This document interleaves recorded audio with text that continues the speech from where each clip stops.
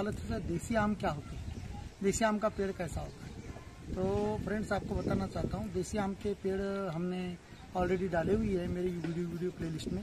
बहुत बड़ा होता है, महाकाय होता है देसी पेड़, एक दिन में नहीं होता, लेकिन उसकी उम्र जैसे 50 साल का अगर पेड़ हो गया तो लगभग 40 फीट 50 फीट हाइट प्राप्त, 40 फीट तक हाइट प्राप्त कर लेता है। अच्छे से अच्छा बड़ा पौधा रहता है और बड़ा महाकाय होता है।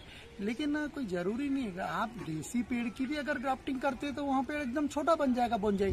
आप ग्राफ्टिंग करते हैं तो देसी रहे नहीं विदेशी रहे, ग्राफ्टिंग करने का मतलब ये है कि आप पेड़ की हाइट कम कर रहे हैं और उसकी हाइट कम होके जल्दी से जल्दी फ्रूटिंग लगे। तो यहाँ ग्राफ्टिंग का एक फ़ायदा है। तो देसी वेराइटी में भी अच्छी वेराइटीज़ है, कोई ज़रूरी नहीं कि अपन जो ये मार्केट में जो आम है या सभी हाइब्रिड वेराइटी के। तो जनरली जैसे आपको बताना चाहूँगा, केसर यहाँ गुजरात का फॉरेस्ट का आम है, यहाँ देसी वेराइटी केसर, लेकिन वहाँ जंगल से उसका कलम लाके उसको यानी स्प्रेड किया गया उसका कलम करके।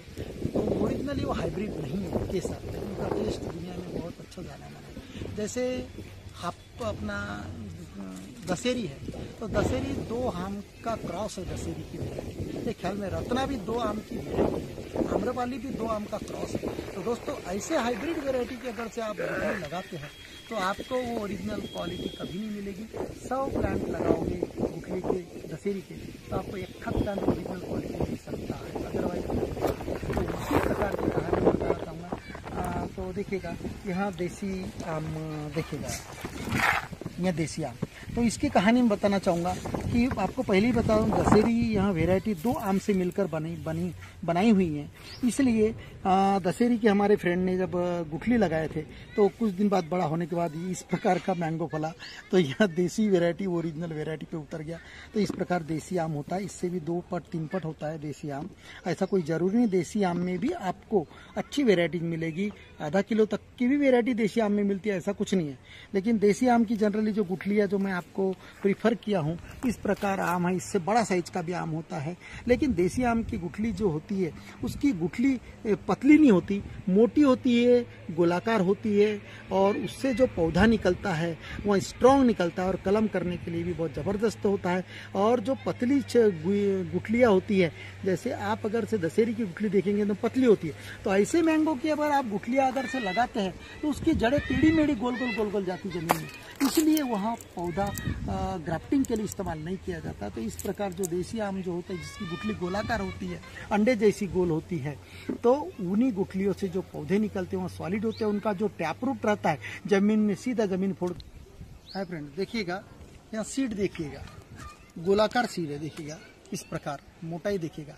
यहाँ आम का साइज छोटा था इसलिए इसकी गुठलियाँ इस प्रकार की, लेकिन जब आप इससे बड़ा देसी आम अगर से सिलेक्ट करते हैं तो इससे डबल मोटी आपको सीड मिलेगी। फिर भी इस आम की भी सीड बहुत उपयोगी है।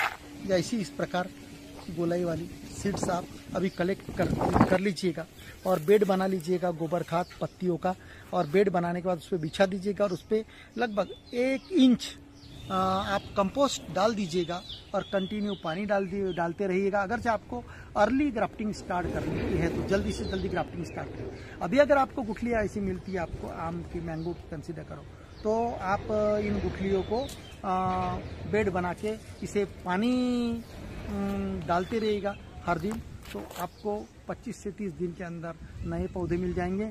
और गुठली कलम जो मैंने बताया था, गुठली कलम करने के लिए आपको उपयुक्त होगा। अगर से आपको गुठली कलम नहीं करने की है, तो जिसे स्टोन ग्राफ्टिंग करते हैं वो नहीं करने की है, तो जैसे स्टोन ग्राफ्टिंग करते हैं तो स्टोन ग्राफ्टिंग का रेट भी 90% है दोस्तों, एक ख्याल में रखिएगा।